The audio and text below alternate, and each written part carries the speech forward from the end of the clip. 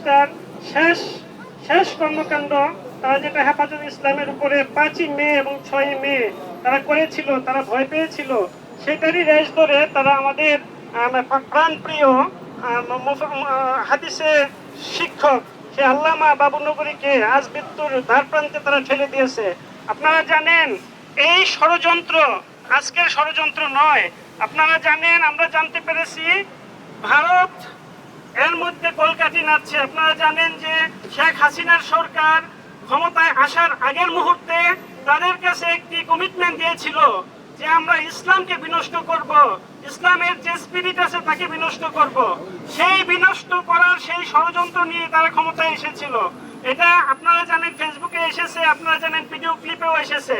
তো এই যে রেশ ধরে এসেছে, তারা প্রথমে এসেছে তারা আইসিটি গঠন করে, international criminal so called crimes tribunal গঠন করে সেখানে বলেছিল যে যুদ্ধাপরাধী এবং মানবতা বিরোধী যারা আছে তাদের বিচার করবে।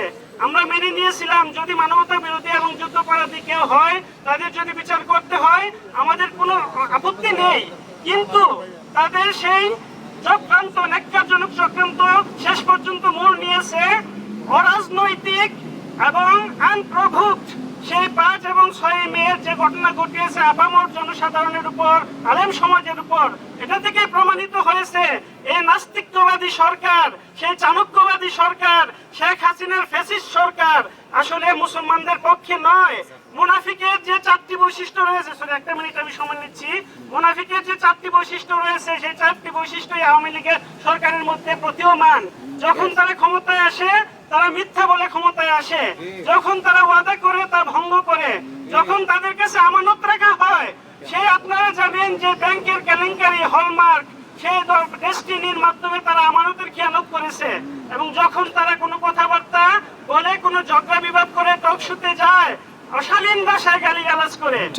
সেই 5ই মে 6ই মে পরে শেখ হাসিনার সেই ভিডিও ক্লিপ দেখলে আপনারা বুঝতে পারবেন। বারবার তারা বিরোধী দলকে বলতেছে 48 ঘন্টার আলটিমেটাম দেন, আপনারা কি আধা ঘন্টার মধ্যে যে আমরা হেফাজতকে ধ্বংস করে দিয়েছি, শেষ করে দিয়েছি, তার কাছ থেকে শিক্ষা নেন না?